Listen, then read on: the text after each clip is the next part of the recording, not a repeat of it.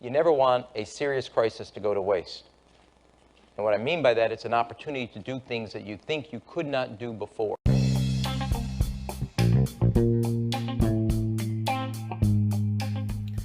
Hey guys, what's going on? This is your boy Christian Israel. Welcome to the New Creation Podcast. Today is March 28th, 2020, and thank you guys for listening. Today we are going to dive into the winds of change. Yesterday's episode, you listened to the whole keynote speaker, Christine Lagarde, as she spoke at the Singapore Fintech Festival, and we're going to dive into that. As you heard Robert Emanuel say earlier, do not let a crisis go to waste. But they've been preparing for this. So we're going to dig into this and dive a little bit more. At the time of this recording, I want to let you know what's going on in the market real quick because there's a little bit of movement. Well, not a lot of movement. Bitcoin is still sitting at $6,673. It's up 18% or 0.18%. Ethereum's up 1.26% at 137. But here's the thing. XRP is up 10% today. Now, I find that interesting because I'll get into this later, but the House officially passed the $2 trillion stimulus bill, and the stock market has bounced 20% the past couple days, and which is historic. It hasn't happened in a long time, which at CryptoJeb pointed out today on YouTube. Shout out to CryptoJeb. But XRP is the only cryptocurrency worth speaking about anyway that has the market cap that it has, and is up 10.34% right now, trying to crack 18 cents. So just a little bit of something there, guys. Anyway, thank you guys for tuning in today. Make sure you please like, follow, subscribe to the podcast, share. We're officially on Spotify and Google Podcasts, and you're listening to it on our Anchor platform. Just thank you guys very much. Also hit me up on @NewCreationCap on Twitter. Thank you to all the new followers that are out there. So, guys, this is a new you, a new future, and a new creation. Let's jump into today's story.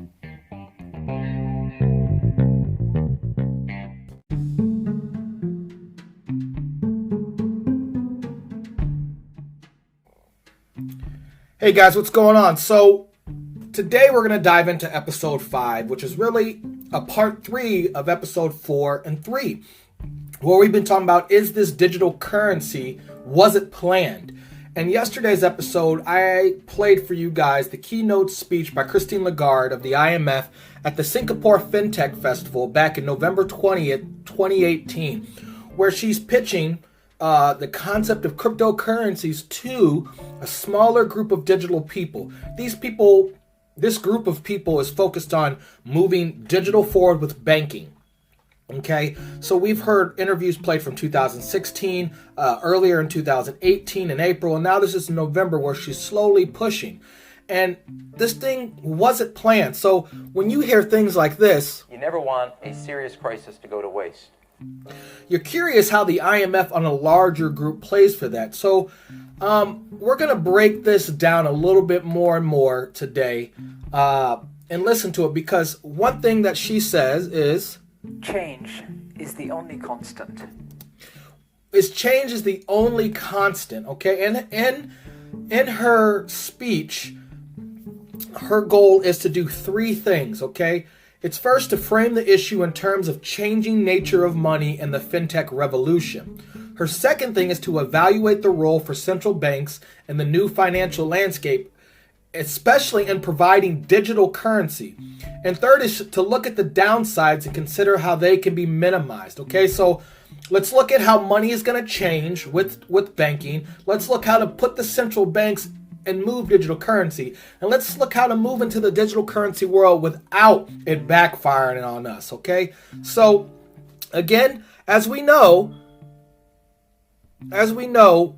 it's important to understand what is going on. Now, a lot of people, I don't want to say are sheep, but we have learned as people to kind of just move forward. And so hopefully the point of this podcast is to not let you just walk forward blindly, but to open your eyes to what's going on, at least in our digital world. I'm not here for politics, but to see that this digital currency was planned. It has been planned. It's been moving forward.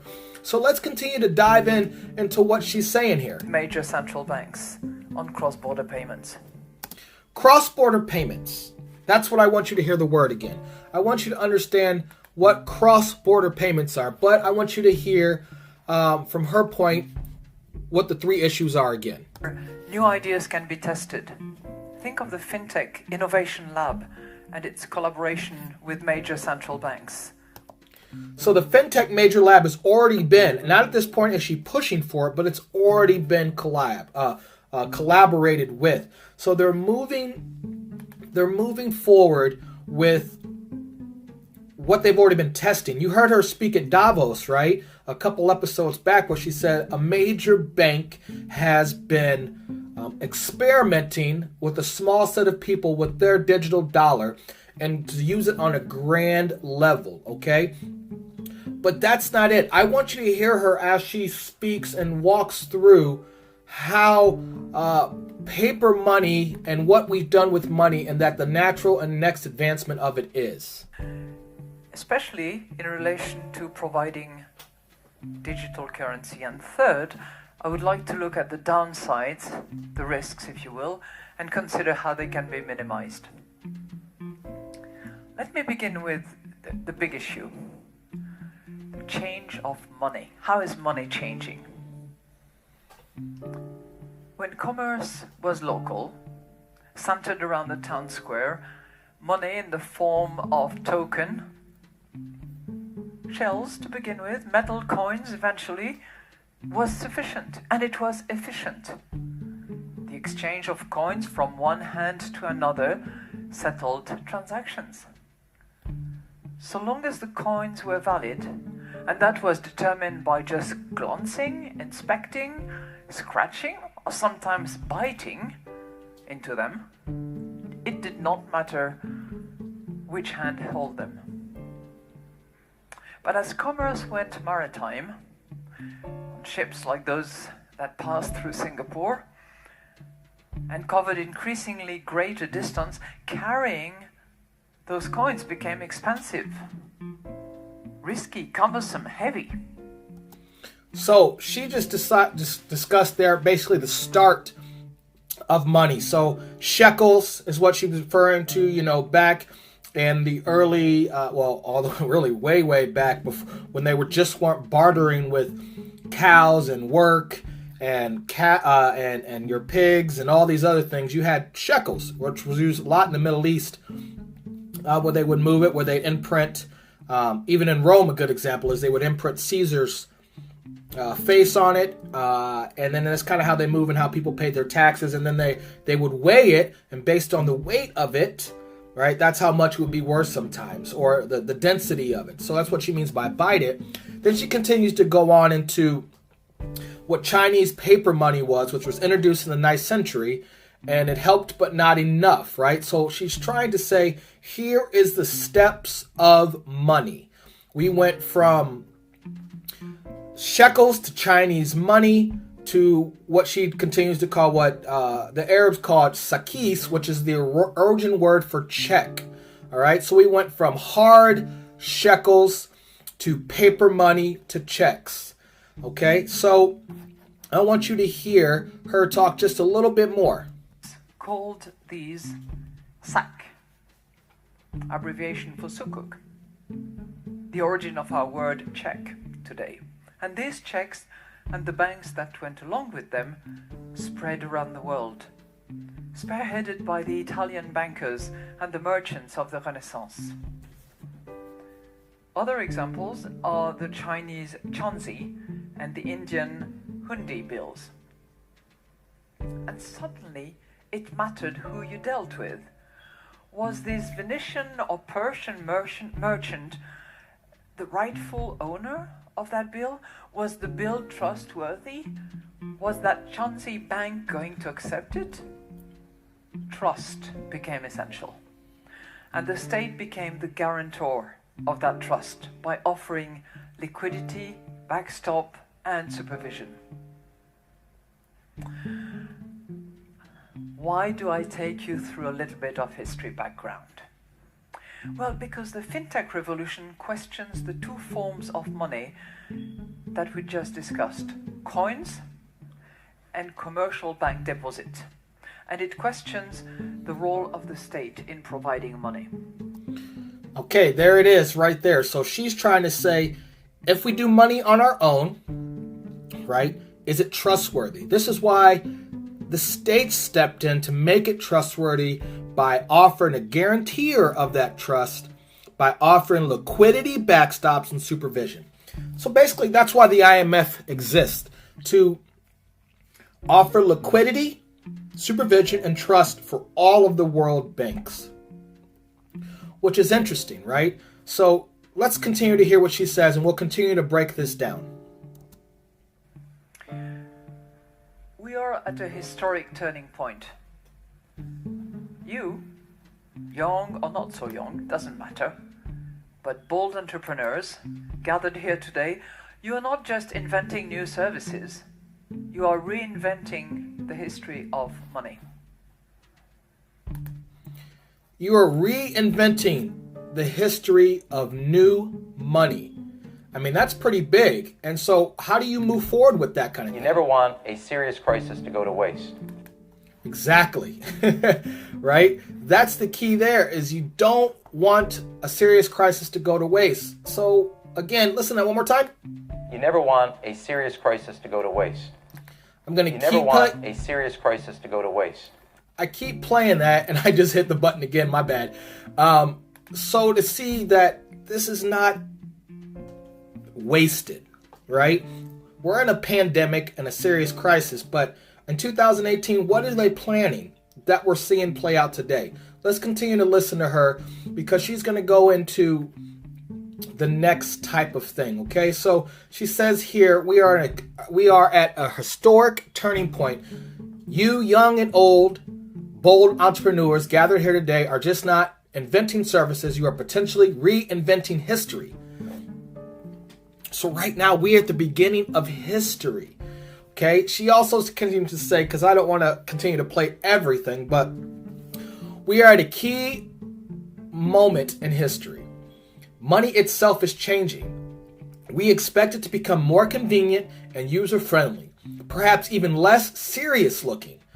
So we want this to move forward. And what will the role remain for cash in this digital world? We already see signs in stores which read, cash not accepted. All right, she's pointing that out, that we see signs of cash not accepted. Then she goes on to make the case for central bank digital currencies, okay? And I want to see if I can jump and find that right here. Let's see. Just in Scandinavia, the poster child of a cashless world. In various other countries too, demand for cash is decreasing, as is shown in our IMF work. I'm trying to find it, but she doesn't say money is decreased. She says cash. The call for cash is decreasing. So we know as we move to a digital world, right, newspapers are kind of going away. The horse and buggy kind of went away, right? Walking into video stores, for the most part, went away. So it just makes sense for the fourth industrial revolution to move banking online. Let me now turn to my second issue. What is the role of the state? What is the role of a central bank in that new monetary landscape? Some suggest that the state should back off, should back down. Providers of e-money argue that they are less risky than banks because they do not lend money. Instead, they hold client funds in custodian accounts and simply settle payments within the network. For their part, cryptocurrencies seek to anchor trust in technology. And as long as they are transparent and you are techie savvy, you might trust their services. Still, I'm not entirely convinced. Proper regulation of these entities will remain a pillar of trust. Now, should we go further? Beyond regulation, should the state remain an active player in the market for money? Should it fill the void left by the retreat of cash? Let me be more specific. Should central banks issue a new digital form of money? A state-backed token, or perhaps an account held directly at the central bank and available to people and firms for retail payments, to each of you. Let me be more specific. So if you're not hearing what I'm saying, let me tell you, is what she says. The question is, or statement, should central banks issue a digital form of money, a state-backed token, or perhaps an account held directly at the central bank, available to people and firms for retail payments? A digital currency would be the liability of the state, like cash today, not of a private firm.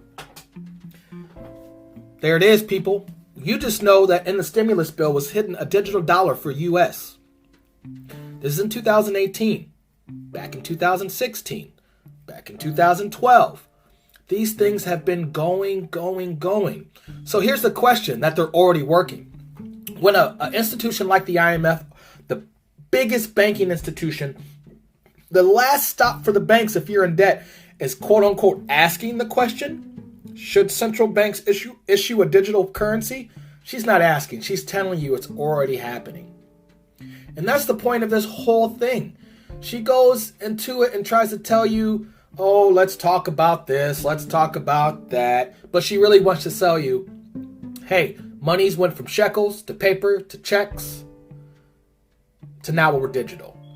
But how to convince you that it's okay to let us still be in control. That's the key. We still want to be in control. So the Bitcoins and all those other privacy coins, that's not how you want to do it. Because as she says, I don't really trust privacy coins. I got to depend on somebody else. And we do see market manipulation in a young cryptocurrency market.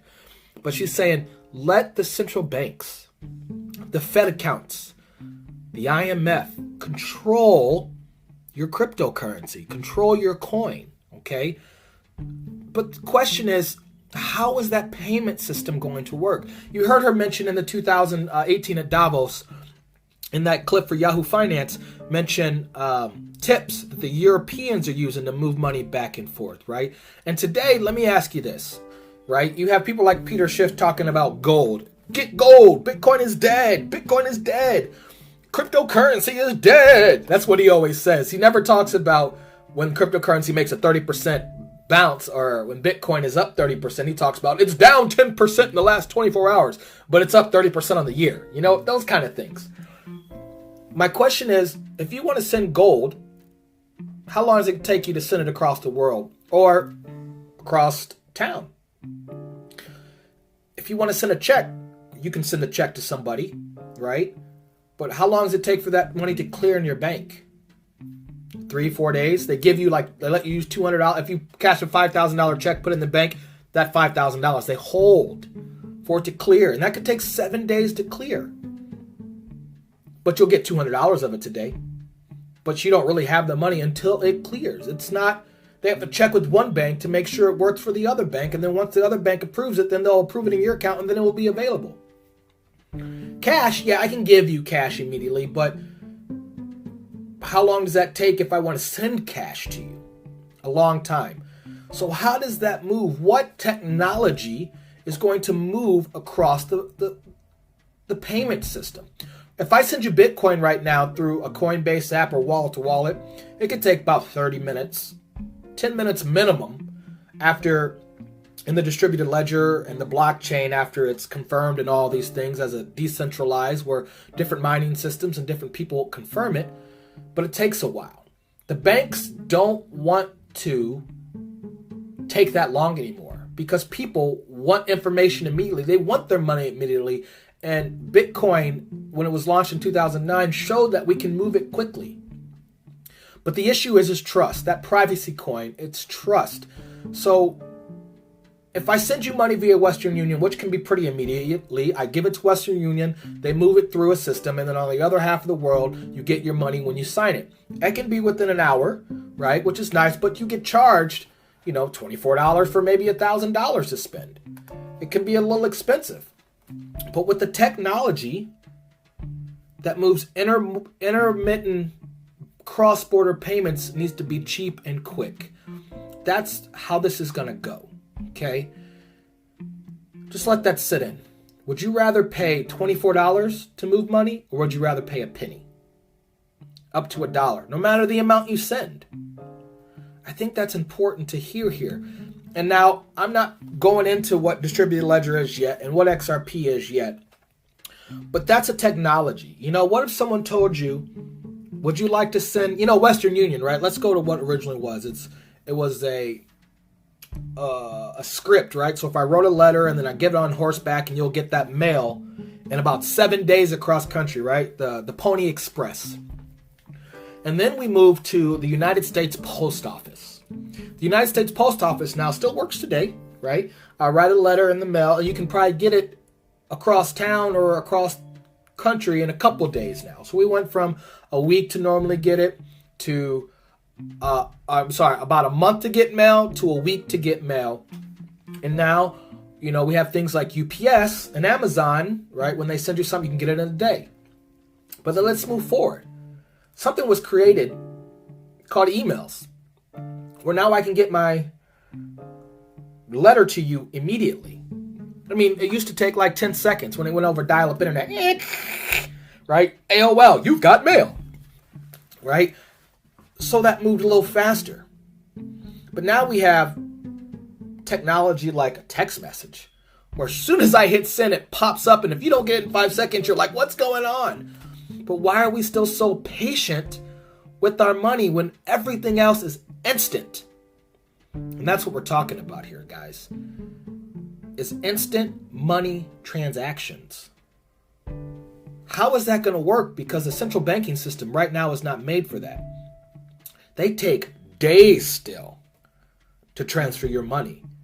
When you think when you go spend it at a grocery store and you swipe it and it takes your money, if you look at your account, it says pending. They hold the money, but they haven't withdrawn it yet, or you haven't received it yet. It's held for 3-4 days sometimes because it's not immediate. So how can we make that immediate? The point of her thing is saying, look, here's what we see. We see that money is moving to digital. Now, the next question I have for you is, how are we going to move from a digital world, which is immediate? How do we move our money that way? Something has to happen. And she talks about digital money, digital currency. That's the whole point of this. The winds of change. We're moving to digital currency. And she says at the end, and I'm not going to search in the video now, I'm going to read it to you. She says, the case is based on new and evolving requirements for money, as well as the essential public policy objectives. Her message is that while the case for digital currency is not universal, we should investigate it further, seriously, carefully, and creatively. More fundamentally, the case is about change, being open to change, embracing change, shaping change. Technology will change, and so must we, lest we remain the last leaf on the dead tree branch, the others having decided to fly with the wind. When the winds of change pick up, what will guide us on our journey? And today and tomorrow, I suggest we follow. If you are lucky, you might be able to meet a person in the New York Financial District. Huh? Why did she close this up with the New York Financial District? Because that's where change is. Money runs the world. Banks run the world. And they're moving forward. But winds of change, the wind forces you. Like back then, she opens this up with the ships used to port in Ephesus. Okay? In Ephesus, the winds blew into the ports. And that's the way back at the beginning, where she talks about the winds of change. But now, because technology and cryptocurrency and Bitcoin has forced the banks to catch up. As we know with things like Blockbuster, when Netflix came out, if you don't put your business online, you are going to go broke. Now, someone tell me where there's a Blockbuster at. There might be one left in the country. So if the banks want to catch up, they have to move forward. But that's not the only issue here. The issue is now debt. The banks have just been spitting money and spitting money and spitting money and spitting money. Where's this money coming from? Remember what she said at the beginning of this? where she said that the point of the banks is to provide stability and liquidity and trust. Do you trust your local bank right now? Remember, when we played for you the FDIC chairman, Miss McWilliams, and then the CNBC interview, they didn't ever say his name, but the guy was like, your money is safe. And then she's like, don't take your money out the banks because if you put them in the mattress, it won't work out well for you. They don't want you to take your cash out, but they're getting rid of cash. So that sounds like a liquidity issue. And we just printed $6 trillion. I mean, a button technically didn't print it out, but a digital printer of just money to bail out businesses that did buybacks, to give everybody in our country $1,200 if you made less than $75,000 and if you filed your taxes in 2018. So if you don't follow in those things, you're not getting that money anyway. But if you do the math on 2 trillion divided by 300 million, how much do you think you get per person there? You think it's $1,200 to qualified individuals? Take a second and take the calculator out. Where's the rest of that money going? Guys, we are in a point in time right now. Again, change, a critical time where if you make the right decisions, it can change your life forever. What decisions are you making right now that can change your life forever? She's been pushing this in 2018. They always say the rich gets richer and the poor gets poorer, right? This has been going on. They've been planning this. So I ask a sarcastic question like she asked a sarcastic question. She asked, should central banks issue a new digital form of money? Yes, they're already doing it. So I ask, what are you going to do about this? Can you see something out there that might move money between banks? There is technology for that. If you could have invested in the internet, which no one can invest in the internet, but if you could have invested in the internet, would you? Something that moves information back and forth. Every time something moves, you get kickback. People like the Bearable Bull on YouTube and the Blockchain Backer and the Digital Asset Investor, right? Those guys really ask good questions. And if you haven't watched them on YouTube, go ahead. They're digging into now. I'm going to catch you up to where they are today. But the technology is moving us forward. So what are we going to do about it? It's just a bunch of questions. The changing of the waves.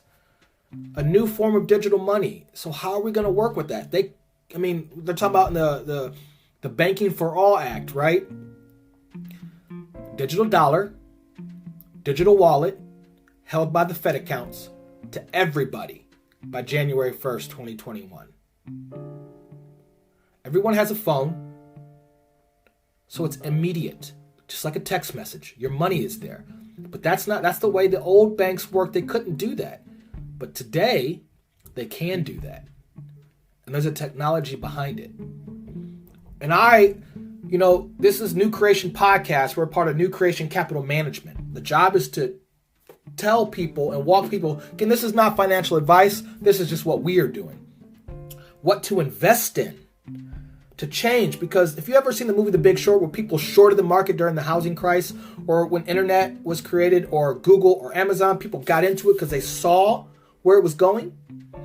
If I said, hey, Netflix or Amazon is worth $5 a share right now, would you jump in if you knew where it was going to be today? Or Tesla, Google, Apple? These things changed the world, but people said, who would want a computer at their house? Who would want a TV in their house? Who would want to watch movies and videos online? Who would want the internet? Who would want a cell phone? Change is here, guys. And are you going to get it? It really is a new you. You are not the same right now. If you, in the 60s, in the 50s and the 20s, people were not how they were today because of instant communication. We are new people because this is a new you. This cell phone is a new you.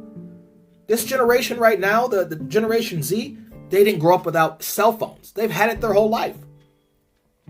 But now we're in a new future with a new creation of digital money moving forward. But this digital money has been around for 12 years now. Now the banks are going to use it.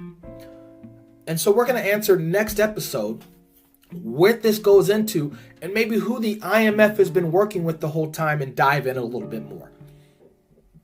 But I encourage you to go back to episode 4 and listen to the whole thing, the whole speech again, and listen to it. Listen to the tone of her voice. Listen how she executes everything. This is big. As the Bearable Bulls would say, do you see it yet? It's there. His laugh is so funny. It's there. So guys, I challenge you to continue to dig. Continue to look into it. IMF, Christine Lagarde, look for yourself. Don't take it up from me. She mentions a paper that she's lost where they've done research on it. I've included that in the link. Look what the IMF has been researching with digital currencies. I know there was an article out a couple days ago where, it was by Kevin Helms on Bitcoin.com. A couple days ago that says China is drafting laws for circulation of national digital currency. Guys, that came out a long time ago. That's the thing about it. It came out a long time ago. They've already done their research. So why don't you do your research? I challenge you to do this. So that's the story today, guys. Let me know what you think. Shoot me your questions. Shoot me your answers. Again, follow us on New Creation Cap and just converse with me. Let me know what you think of this story as we dive in because I want to know. The point is to create this conversation and get it going. Thank you guys again for listening to this story. We're going to jump into the next part of this now, all right? Let's jump on in.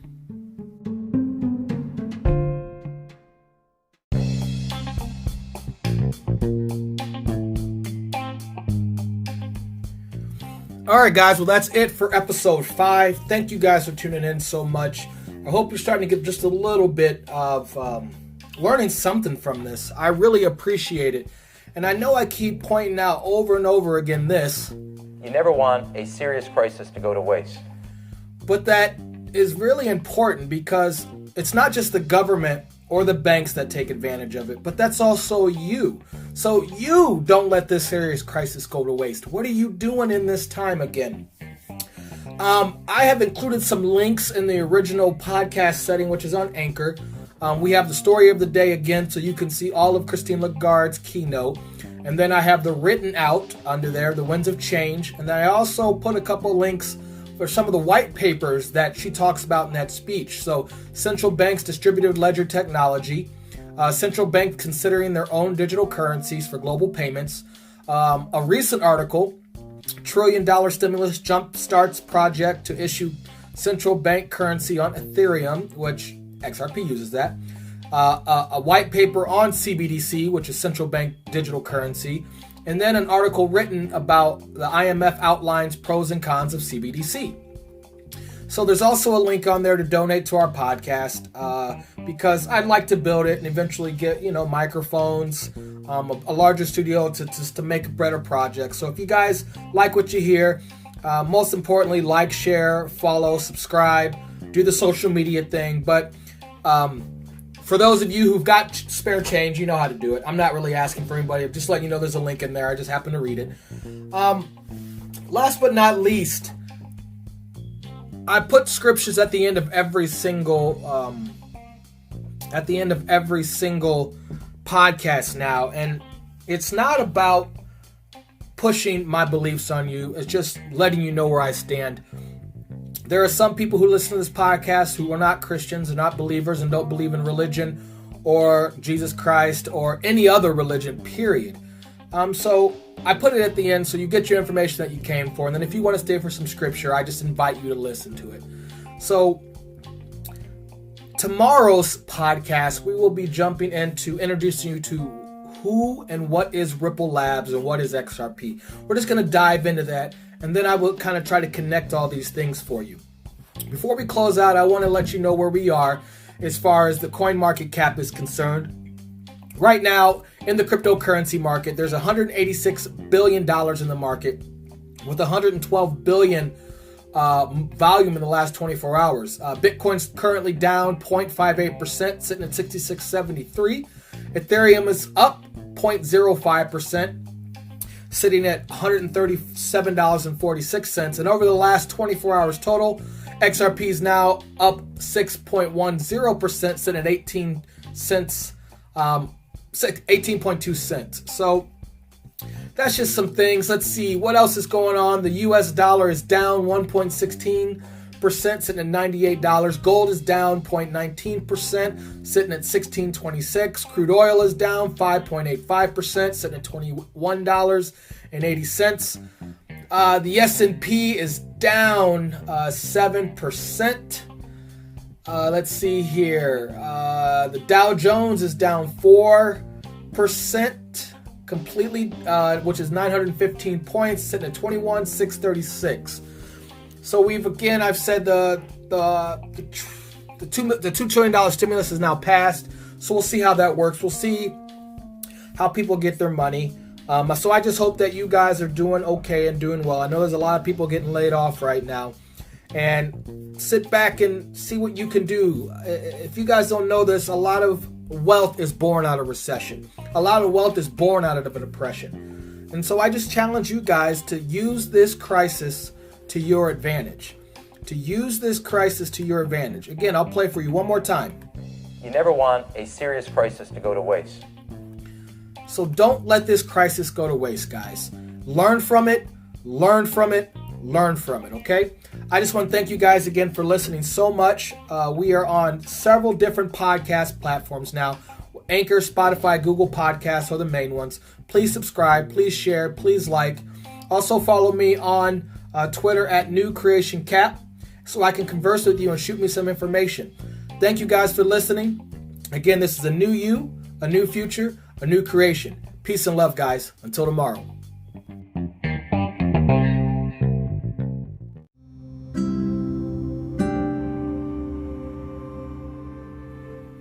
Today's reading is from the New International Version, Deuteronomy 8, verses 1 through 19. Be careful to follow every command I am giving you today, so that you may live and increase and may enter and possess the land the Lord promised on oath to your ancestors.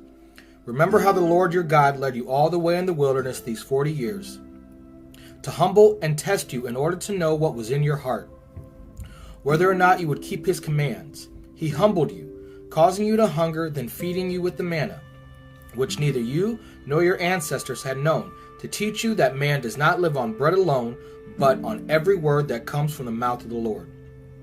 Your clothes did not wear out, and your feet did not swell during these 40 years.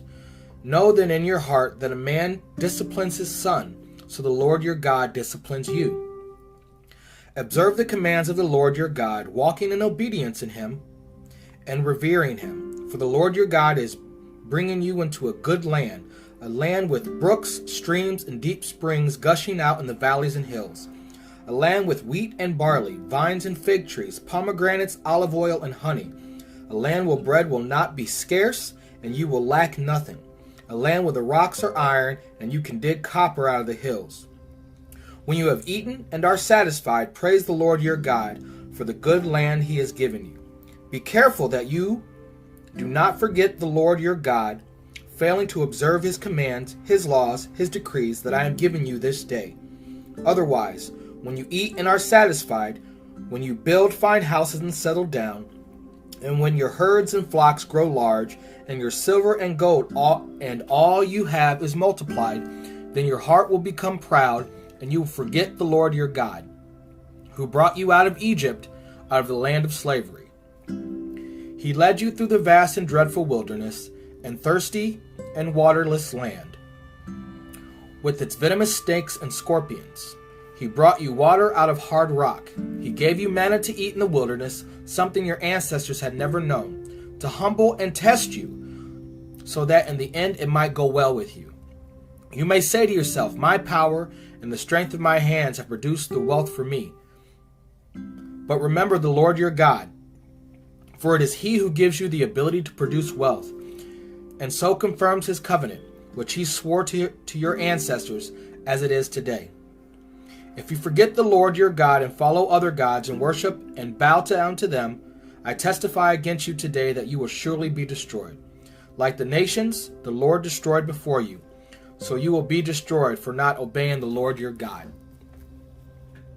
This is the word of the Lord.